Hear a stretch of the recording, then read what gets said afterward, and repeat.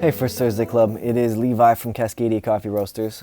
Today I am going to be showing you how I make a single cup of coffee on a French press.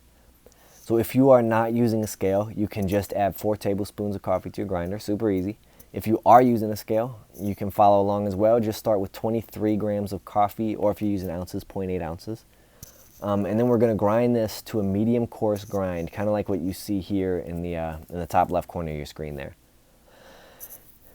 Next up, we are going to put the French press on the scale and we're going to add our coffee.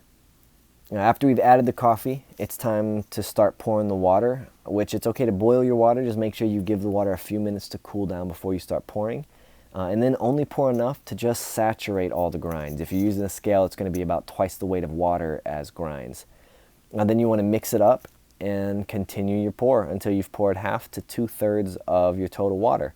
If you're not using a scale, you're going to be using just over 1.5 cups of water for this recipe. And if you are using a scale, we're going to be going to 368 grams or 13 ounces of water altogether.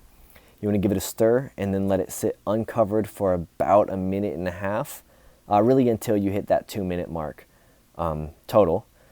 And then once you hit that mark, we'll give it another stir and we will continue our pour. Go all the way up to the top. Use that full 1.5 cups or 368 grams of water, stir it yet again, and then we'll put the lid on it and push the filter down just to the surface of the coffee, and we'll let it sit for the remainder of the 4 minutes.